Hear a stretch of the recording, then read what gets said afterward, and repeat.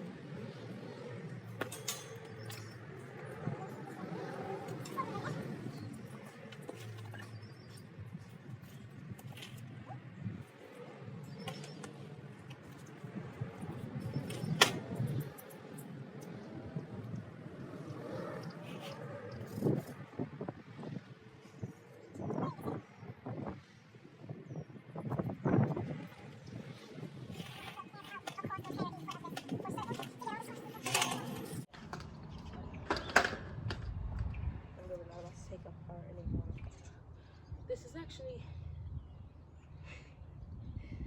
okay. I'm loving this already. I saw a bunch of people do this, where they do the T-posts and this, which is the purpose of me doing it, because I did not come up with this by myself, and I just loved how it looked.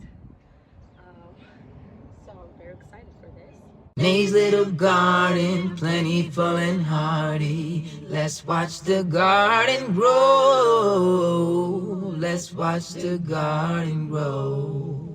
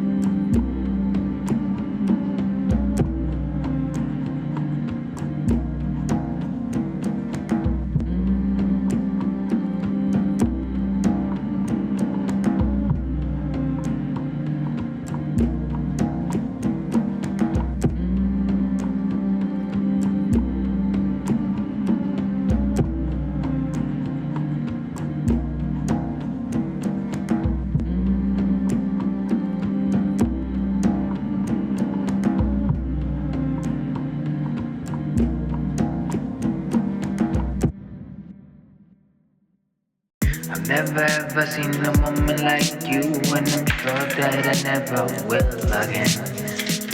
So I'ma keep you here and spoil you and respect you and treat you like my lover and my best friend.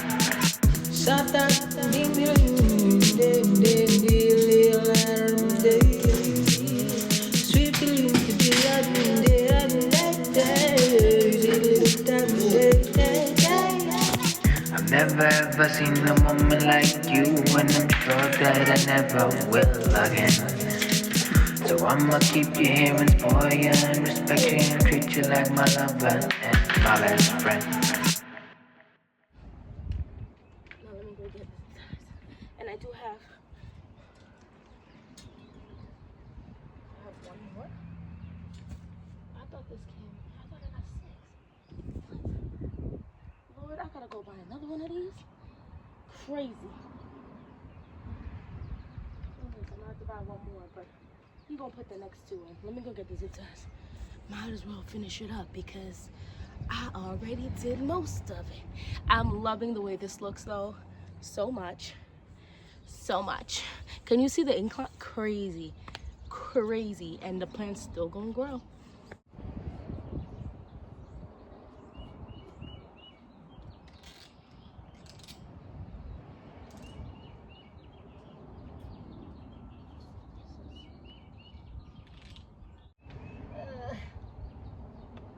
That's what we working with. So it's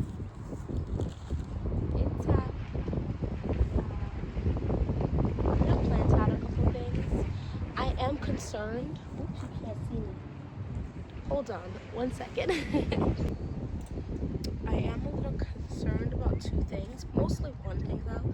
The first thing being these small animals that are existing in my backyard. I mean, you know, the outdoors is for us and the wildlife. So it kind of is what it is. I'm not really hip right now on putting seeds directly out in these raised beds.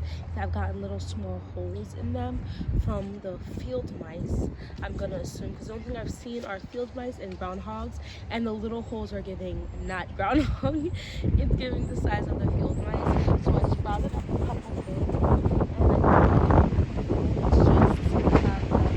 do you see that wind? The wind is the second thing.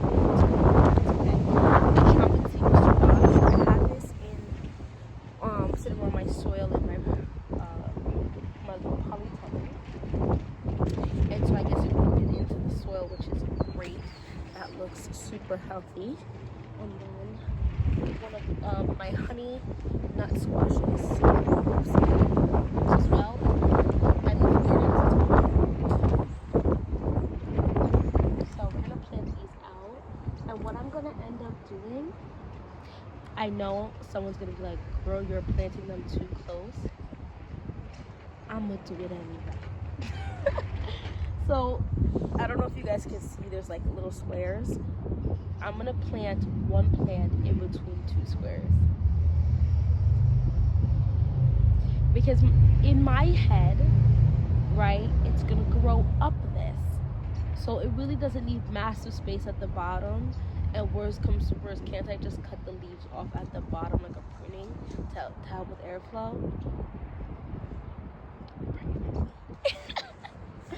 Let's get to planting. I've already used my little seeding square to put my little squares in there, as I'm sure you can see. So I planted 2 of everything and only 1. Well, none of my candy roasters came up, so I don't understand. I'm gonna soak the water for that and hope those pop up, because neither of them popped up. So I don't know if it's an actual seed issue.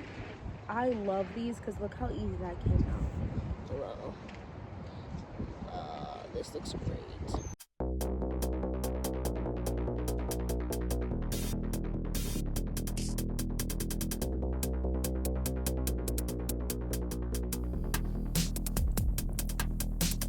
My cherry, my everything. It's not Maybelline, no. Maybe Anastasia Beverly. Oh, you glow so natural from your mind to your spine, from your soul to your smile. Alright, so I just planted out a bunch of stuff. I'm not sure how they're gonna do. There is a lot of wind. It comes and goes. It's really not cold today. The problem is the wind it's like 25 miles an hour. Like the wind is winding obnoxiously at this point, but I had to just get some stuff planted out. I wanted it. It's just so nice, and I also feel like we're kind of not completely skipping over spring, but there are just some really high temps that come, and I want to just get stuff out so it can take that in and keep growing, because a lot of squashes and pumpkins and stuff take like 90 to 100 plus days to grow, and that's 3 months. So I wanted to get it in. It's the end of April, so you're looking at May, you're looking at July, maybe even August type of harvest. And that's great, because then you need to leave the stuff out to dry out, like to cure, excuse me, for about 2 to 3 weeks after that. And you want to get that in before it gets too, like, get that done before it gets too cold to then store for the fall and winter. Does that make sense? So I'm kind of hoping, fingers crossed, that that goes as good as it is. I'm gonna actually, I said I wasn't gonna start any more stuff from seed, but like in my house, but I am going to start a few more things. Some things didn't pop up. Like I planted 2 seeds and only 1 popped up, so I'm gonna replant out more of those things and then see what comes of those. I'm feeling pretty good though. I have here my chocolate squash, which is a really big squash. It's like a really long neck, and then like it's really big at the, like it's like round at the bottom. I have 2 honey nut squashes. I have 2 mushroom basket tomatoes here. What's that? I have 2 spaces I have not filled over here that I'm not sure what I'm gonna put, and then I have an orange oxheart tomato. I originally was only gonna do the squashes up here, but I want to see how the tomatoes do as well, because and I'm gonna like slide in some beans. This is gonna be quite packed on. It's probably looking like it's gonna be a rush to some, and it might not go well, who knows? But I didn't put it like right next to each other, because my idea is that it's going to come up these trellis. I had 1 hybrid butternut squash. Another tomato plant. This is the Paul Robeson and the Dragon's Eye tomato plant. So I'm really excited about these. I really hope they do a good job growing and I get a pretty good harvest. My husband found a worm. I've been finding them and then putting them in my raised beds, because earthworm castings is just worm poop. So I can put them in my raised beds. Even if they gotta do it, I would be very, very happy, and it would be a grand time. So I also was thinking, it won't happen this year, but maybe next year we can get like an awning for my deck. I don't know how successful that's going to be. I will have to see if I can get an awning I can half roll out, or a short awning, because I have my green stalks up there, so I don't want to block the sun from those plants, but I want to block some of the sun, because I truly don't like to roast. You know what I mean? It's just not a thing for me personally. But anyway, over here, actually I can just show you.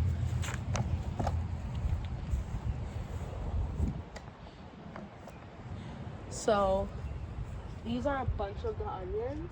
So we have some rose onions, some Highlander onions over here, and they look, to me, they look okay. Now, I forget the name of the woman. There's a woman that I love to watch, and she has like really long blonde hair, and she's gardening on 2,000 square foot. Like, her backyard looks big, but it from what she says, it's actually not that big. And she does foliar feedings, so I think I'm gonna purchase that fertilizer in order to foliar feed these onions, because I need these onions to onion. They are for my family on this property for sure, right? My husband, my kids, myself. But I also would really like to give to my parents, my grandparents, my husband's parents, as well as my aunt and uncle, to just give a few. I'm not saying I gotta give 20 to everybody, but I want to give a few off to them, because you want to give when you can. You just should. So that's part of my goal, which is why I planted so many onions. I think in this raised bed there's like at least 50, and then there's like another 60, and then I planted out some more over there, which is another 10. I have at least 130 or 140. No, I have 140 to 150 onion plants out here. And I have an Instapot that I got, so I do intend to try to can some stuff with the onions in it, like the tomato sauces and stuff. I don't know if I'm gonna try to can meat. I'm so scared of that. I know I really need to stop, but you know, let's take it slow. So I also have in the middle here, I don't know if you guys can even see how the greenness past the onions, but I had great germination I have 2 square foot of bok choy, as well as 1 square foot of arugula, and those all germinated fabulous. Like, I picked out some of them because I wanted it to make sure that it has enough space to grow to a decent size. So I picked out a couple, and then over here is my golden Detroit beets. I like beets in juice form. Am I gonna be able to eat like a saute? I don't know. I'm gonna try it. I don't know if I'm gonna like that, but I do like it in juice, and we do have 2 different juices in the house. And when it comes to summertime and juicing, we go together real bad. So I wanted to try the golden beets. My problem is the germination for that actually wasn't that great. I have 1, 2, 3, I have 4 that popped up, and I planted this 330 months. So that's almost a month ago, and that's all the germination I had. So actually, I should plant some more. The other thing I want to say, I mean, I didn't see any holes right here, but like I said, I do have the field mice, so that might have, they might have dug up some stuff, and I just will never know at this point. And let me show you where the rest of this stuff is right here too, since we're just doing a little garden tour essentially. So this is my apple tree. I planted this last year. This was a bare root apple tree. There are actual flowers on here, and I was really concerned this wasn't going to do anything because it put on this green growth in like 7 days. So for the longest, a little bit of warmth was coming through, and I was like, what's going on? Is it gonna actually do anything? And because I got this at a big box store, okay? And so I was concerned the big box store played me. It really didn't, because look. So we might actually get like 2 or 3 apples this year. I'm not gonna stress it as long as I get like 2 or 3 apples. Next year, I wanna harvest like a bushel. I wanna go to my husband and be like, you wanna go apple picking with the children? And then we come into our backyard and tee and run about like we don't have any sense. That's my goal next year. But this year, just a couple apples would be great. So the remaining big bunch of onions is right here in this raised bed, and then this is the Patterson. I'm not sure which one is lasts the longest, whether it's the Highland or the Patterson, but one of them only lasts 3 months, the other one lasts almost 9 months. So I have to figure that out. That's why I kind of kept them a little separated, because I want to go through or freeze the ones that are only going to last throughout the fall. Although, to be fair, I love me a good stew and soup to cook up, and now my kids are old enough that they will put stuff in their mouth like that they wouldn't have before. So you're like, fine, I'm gonna try this. A chicken pot pie hates to see me coming. Oh my gosh, there's a chicken pot pie hates to see me coming. I will be making that at crazy amounts this coming. Let me not get ahead of myself. Summer isn't even here yet, but I really do enjoy the food, the dinner meals of fall. I enjoy the aesthetic of fall the most. I enjoy the drinks and the ice cream, and honestly, like the garden of spring and summer though. So over here in the middle, so all around the exterior is onions, and then in the middle I have here, the golden Detroit beet. I have 1, guys. So I don't know what I'm doing wrong. I'm gonna plant some and see if those will pop up. I just don't know if maybe it's a little too cold. Unsure. Then I have sugar beets. Those, okay, I have 2 square foot of sugar beets. Those done popped up. I have 1, 2, 3, 4, 5, 6, 7, 8, 9, 10, 11 groupings of sugar beets. And when I say groupings, that's not 11 sugar beets. There's 2 in one grouping. Like there's a couple groupings of 2. There's a couple groupings of 3 to 4. Now I've heard people say that they let them grow together, and it comes out like smaller beets, but they're still really good. I'm probably gonna do that for this batch around, and I'm gonna try to grow some more at the end of the summer as well. But yeah, that's kind of where I'm at now, and I might plant out some more. Lord, I keep giving myself more and more tasks to do, but I might go ahead and plant out some more beets. I was talking to my husband about it. He said that's 3,000 feet, like what I'm growing on, but I feel like, or the space I have to grow on, but my shed is kind of big. I have this obnoxious tree right here. Like, I think we're growing on about 2,000 square feet, which is a lot, but not. Does that make any sense? Like, this is by no means a farmer, but my family just around and he's like, oh my gosh, you're such a farmer, and I'm like, hee hee hee, but not really. I'm like a homesteader just trying to make, because it's I think a farm is like 5 or 7 acres, like in the state of New Jersey, to be considered a farm. But I do what I can when I can, at a pace that I feel like I can keep going. Does that make sense? Do what you can, when you can do it, at a pace that you can actually maintain. So I know some people are growing 100 varieties of tomatoes. Y'all, I probably could take up all that space over there and over there, and also grow a lot of tomatoes, but like, for me, that's not going to be sustainable. That's too much for one crop. I have to bounce around and do certain things, as well as, guys, I'm going to come close when I say this. Don't grow things you don't eat.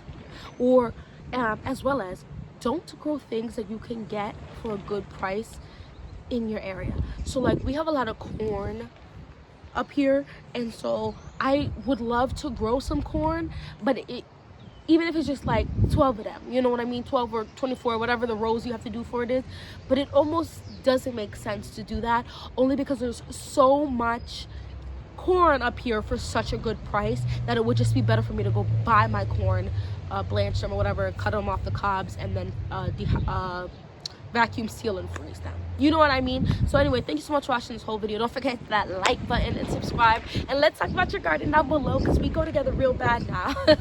Anyway, I'm wishing a bountiful growing season on you, and bountiful harvest so you can save and have food for the fall and winter. So anyway, friend, hope I see you in the next video. Bye bye.